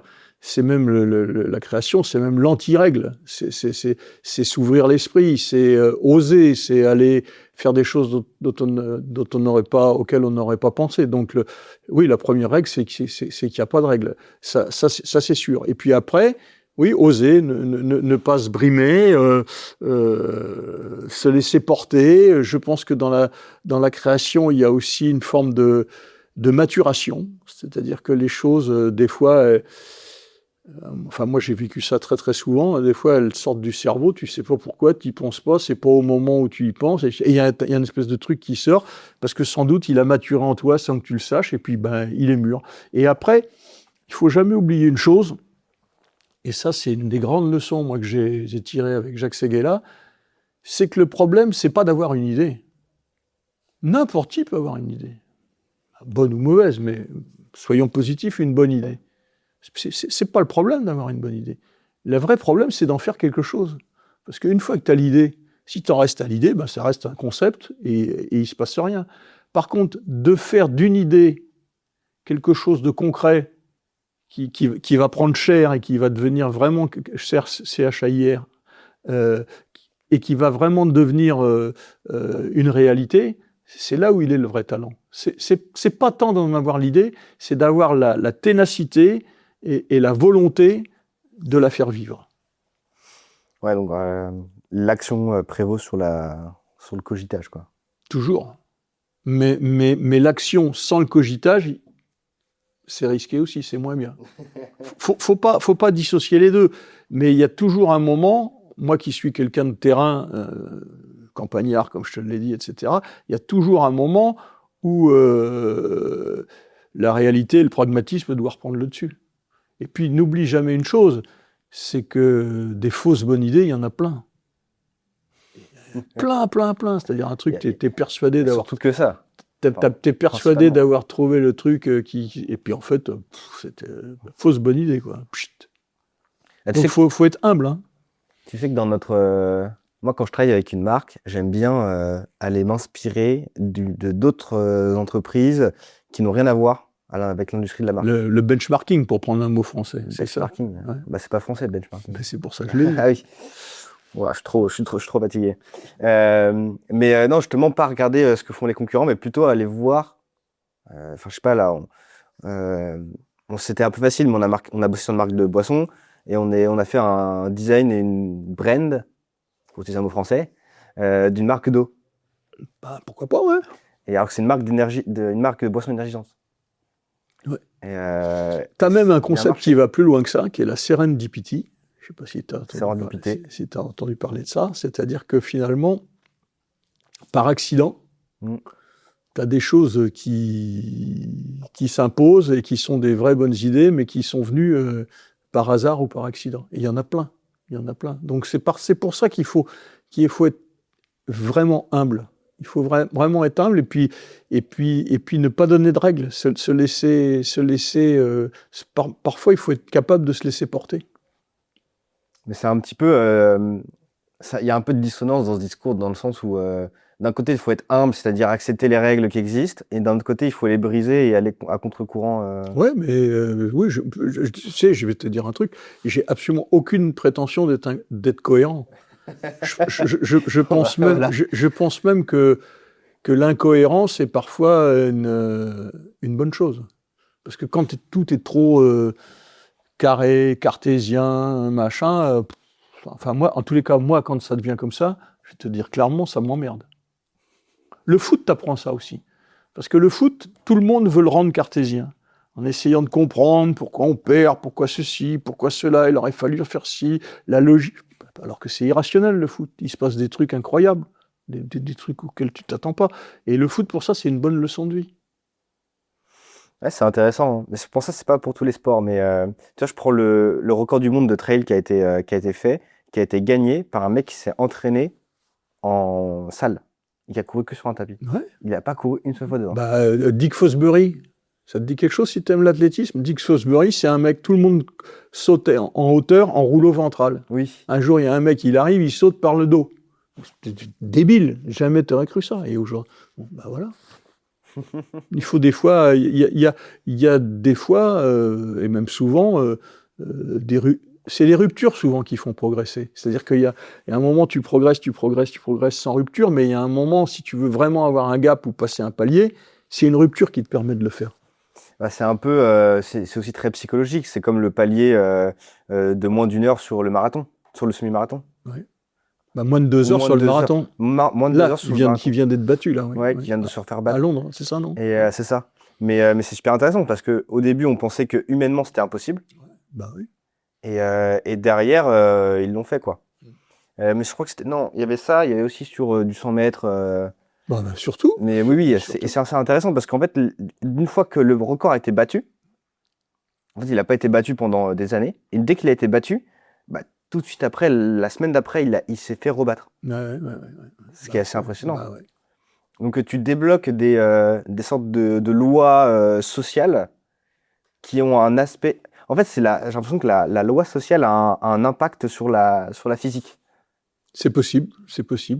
Moi, la réflexion qui me vient en t'écoutant, c'est que, par exemple, on est de plus en plus dans la performance, surtout en matière de sport, où il y a plein de barrières qui tombent et on veut toujours aller plus loin. Tu parlais du marathon, on peut parler de marchand, on peut parler de... Et puis j'ai l'impression que dans la vraie vie, particulièrement, par exemple, dans l'éducation, à l'école, etc., quand tu dis que, par exemple, les gosses arrivent en 6e, il y en a la moitié qui savent pas lire, ou que on donne maintenant le bac à 95% d'une génération, etc. Toute la logique de performance, d'être plus fort, de s'améliorer, etc., qu'on a dans le sport, dans l'éducation, on a l'impression que par moments c'est presque l'inverse. C'est dommage quand même. Mais Parce que je pense que l'envie de mieux faire, etc., c'est aussi quelque chose qui te forge l'esprit et qui te rend meilleur, quoi. Mais est-ce que le pays a besoin d'autant de gens qui ont des esprits critiques aussi développés, qui sont si intelligents que ça? Est-ce qu'on n'a pas besoin de soldats? À ce moment-là, tu as raison, générons des générations d'abrutis. Bah, c'est ce qui se passe. Ah, c'est ce que tu penses? Bah, Si c'est le cas, enfin, moi, j'espère que non, et moi je ne le pense pas, mais si c'est le cas, moi ça ne me réjouit pas, hein, je peux te le dire. je trouve que tu regardes juste le vocabulaire des gens. Ouais, bah ouais. Ah bah oui, si tu regardes, tu vois, moi je suis très, très passionné par le 19e siècle, etc. C'est sûr que on n'a pas l'impression par un moment qu'on est vraiment tiré vers le bas. Le vocabulaire, ils ont plus de vocabulaire. Et c'est pas parce qu'ils lisent pas. Hein. Alors le fait de pas lire, ça aide pas. Mais c'est aussi le fait que même les profs lâchent des wesh, lâchent des. Je sais pas. C'est sûr. Mais en fait, je me dis. Alors comment changer ça? Moi je fais le constat. C'est ce que je vois. Comment est-ce qu'on peut le changer? Je ne sais pas. Je pense que si on veut le changer, il y a un travail à faire sur l'éducation au sens large. C'est-à-dire remettre de l'impact sur une mauvaise éducation, mais dans la tête des parents, parce qu'on va pas s'éduquer tout seul. Et puis être plus dur dans les résultats, aux examens, mettre des examens plus élevés, etc. Enfin, on est complètement dans les choux en termes de le niveau à l'école. Bah oui, et le niveau ne cesse de baisser. Et cette forme de dégringolade, je pense pas qu'elle soit... je pense qu'elle est très inquiétante pour le pays. Et je pense que sociologie, waouh. Oh là. Niveau sociétal, il y a un sujet où en fait les gens veulent de l'égalité à outrance, mais les gens veulent de l'égalité de résultats et pas de l'égalité de chance. Ouais. Et c'est une grosse nuance. Et en fait, du coup, ils vont donner le bac à tout le monde sous prétexte de ne pas passer pour des racistes ou des sexistes ou peu importe, tu mets n'importe quel mot en X. Et tu fais... Si tu veux faire courir le 100 mètres à tout le monde en 10 secondes, le mieux, c'est de leur faire 60 mètres. Hein. C'est exactement ça. Voilà. Et tu le vois, et je pense que c'est intéressant de donner en fonction de... En fait, c'est bien d'adapter un cursus dans l'éducation, mais les profs, elles ne le sont pas. Moi, j'ai ma mère qui a un site à Montgermont, donc juste à côté. Et en fait, elle a des groupes de niveaux dans une classe de CM2, où tu as un niveau de CP et un niveau 5e. Et donc, comment est-ce qu'elle fait pour enseigner à tout le monde? C'est impossible. Après, je sais que, tu sais, dans ce qu'on appelait les hussards de la République, c'est-à-dire les instituteurs du début du XXe siècle ou de la fin du XIXe, etc., dans les petits pays, puisqu'il y avait des écoles dans tous les petits patelins, etc., c'était pareil. Hein, il y avait X niveaux dans une même classe. Hein. C'est pas d'aujourd'hui. C'était assumé. C'était assumé, mais après, tu avais ce qu'on appelait à l'époque, je crois, un certificat d'études, où le certificat d'études, tout le monde ne l'avait pas, loin de là. Donc c'était une vraie performance. Et je te parle pas du bac. Parce que le bac, à une époque, les mecs qui avaient le bac, c'était des cadors. Il fallait l'avoir, le bac. Aujourd'hui, je crois que c'est 95% ou un peu plus, un peu moins. Qu'est-ce que ça veut dire? Autant ne pas le faire. Mais c'est par une espèce de forme de... Effectivement, ta notion entre l'égalité, elle est tout à fait intéressante, ouais, tout à fait intéressante. Et puis aujourd'hui, on va plus loin, puisque on a aussi un autre problème, c'est que beaucoup d'élites sont discréditées. Donc, si tu veux, aujourd'hui, les élites sont mal vues. Sans doute à raison, d'ailleurs. Hein. C'est ça qui est le pire.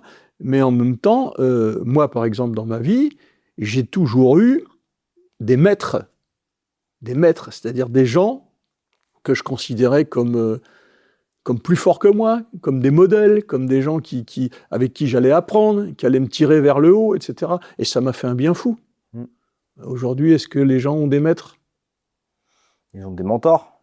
J'espère. Mais dans l'entrepreneuriat, après, nous, on est quand même dans une Mais un maître, c'était pas quelqu'un qui t'écrasait, c'était au contraire quelqu'un qui était bienveillant vis-à-vis de toi, quelqu'un que tu respectais. Et franchement, moi, je souhaite à tout le monde dans la vie d'avoir des mentors ou des maîtres qui te permettent de progresser.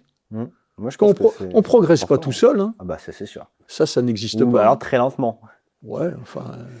Mais moi, je pense qu'un mec qui reste tout seul, il a plus de chances de régresser que de progresser. Ouais, c'est intéressant ce que tu dis là. Mais non, c'est pour l'anecdote, ma mère, quand elle demande aux élèves s'ils ont fait leur devoir, quand ils l'ont pas fait, ils répondent « j'ai pas eu le temps ». Ce qui est peut-être vrai. Ce qui est peut-être vrai. Ouais. Alors, t'as peut-être pas eu le temps parce que t'as décidé de faire autre chose, quoi. Mais à un moment, si tu priorises pas tes devoirs... Et qu'est-ce qu'elle leur dit à ta mère? Ta mère, quand ils lui répondent ça? Bah, tu vas en prendre du temps. Ouais, mais parce que derrière tout ça, sous-jacent, il y a quand même l'autorité.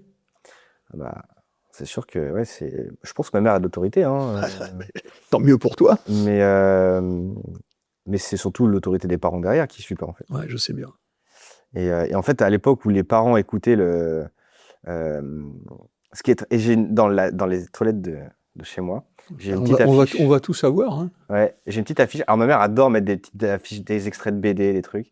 C'est génial. Et il y a une image où c'est marqué 1996. C'est le maître qui dit à l'enfant « tu as une mauvaise note ». Et tu as les parents qui engueulent l'enfant. Et en tout, il y a marqué 2016. La maîtresse qui dit « tu as une mauvaise note » à l'enfant et les parents qui engueulent la maîtresse. Ah oui, bah oui. Tu te rends compte? Bah oui.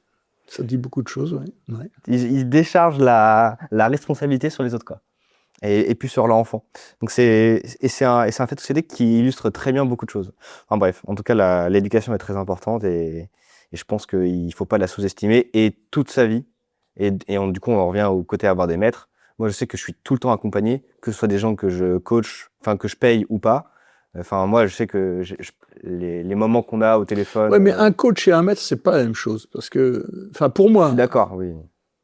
Mais t'as différents positionnements. Oui, un coach, c'est plutôt quelqu'un que tu vas aller voir pour une problématique très précise, qui va te coacher, que tu vas payer. Un coach, il se positionne souvent en expert sur une question, etc. Alors qu'un maître, c'est plus quelqu'un qui te donne une perspective de vie, tu vois. Ça va au-delà pour moi. Bon, enfin bref, on est loin du branding, là. Hein.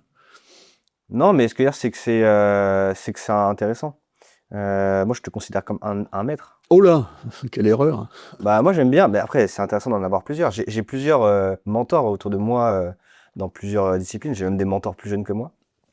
Alors, je n'ai aucune velléité d'être le maître de qui que ce soit. Sache bien ça, comme quitte à te décevoir, j'en suis déçu. Moi, je te vois un peu, en tout cas, dans cette posture, parce qu'on passe pas beaucoup de temps ensemble, mais le peu qu'on passe ensemble, tu m'apprends des choses très intéressantes. Donc, j'en prends note et j'écoute. Tant mieux pour toi. Ça. Est-ce que tu as un invité à nous recommander pour un prochain épisode? Un invité à vous recommander pour un prochain épisode? Ouais. Jacques Séguéla. Jacques Séguéla. Tu peux nous l'avoir sur la table, là? Je peux essayer. Je suis à Paris, moi. Je peux aller à Paris. Non, je te promets pas, mais je peux essayer, ouais. Ce serait un plaisir. Malgré ses 90 ans, il est toujours Toujours en forme à mettre des punchlines. Ah, oui, puis non, mais au-delà des punchlines, parce que punchline, putain, c'est pas un lanceur de fléchettes, Jacques Séguéla. Et c'est quelqu'un qui a d'abord vu son âge, aujourd'hui, une expérience d'une vie que je souhaite à tout le monde. Ouais, c'est incroyable. Donc, ouais, si tu peux aller le voir, va le voir, ouais. Je vais aller être au café. Si je peux t'aider, je le ferai. Après, on verra. C'est incroyable. Bah, merci beaucoup. Est-ce qu'on te retrouve quelque part? Est-ce qu'on me retrouve quelque part? Ça veut Parce dire qu'en fait, quoi? à la fin des épisodes, en général, j'ai des invités qui postent sur les réseaux sociaux. Je ne suis pas sur les réseaux Et sociaux. donc, du coup, on peut te retrouver quelque part ou pas? Nulle part. Si jamais on peut te contacter? Nulle part. Surtout pas? Surtout Dans les pas. gradins du Stade On peut Rennais, me quoi. croiser, machin, etc. Celui qui a vraiment envie de me voir, il arrive à me voir. Hein. Mais je ne suis pas sur les réseaux sociaux, volontairement. C'est vrai que sur LinkedIn, il n'y a rien. Rien. Nulle part, rien. Qui est un con pour un publicitaire. Bah ouais. Ok. Bon, après, LinkedIn est beaucoup un outil pour les gens qui gèrent leur carrière. Moi, ma carrière, elle est faite. Pas ma vie. Mais pas terminée. Pas ma vie. Mais ma vie n'est pas faite, mais ma carrière est faite. Et ok. Tu as le droit à un mot de la fin, en quelques phrases. La vie est trop courte pour travailler triste. Ok. C'était la pub de Newman, vous n'avez pas connu ça, qui était des vêtements. La vie avait trop. Et donc, moi, je la détourne en la vie est trop courte pour travailler triste. Donc, essayer tout le long de sa vie d'avoir la chance et le bonheur de faire ce qui plaît, quoi. Parce que quand on fait ce qui plaît, les choses sont quand même beaucoup plus faciles. Alors, ça ne veut pas dire qu'en faisant ce qu'on plaît, on est à l'abri des emmerdes et de choses difficiles. Mais bon, c'est quand même tellement mieux. Je suis bien d'accord. Ça me fait penser à une phrase d'un mec qui disait les gens meurent à 20 ans et on les enterre à 80. C'est possible. Moi, j'ai l'impression d'être toujours bien vivant. Ouais. Génial. Merci, Jacques. Ouais. C'est le moment aux viewers qui like, qui commentent, qui s'abonnent, qui mettent 5 étoiles sur les plateformes. C'est un truc de réseaux sociaux, ça. D'accord. Mais c'est pas mal. Ça sert à nous référencer et du coup à avoir toujours plus d'invités. Merci, Jacques Delanoë, Avec plaisir, d'être venu. Mm-hmm. C'était Arthur et Jacques pour un épisode de Just Brand. Travaillez bien.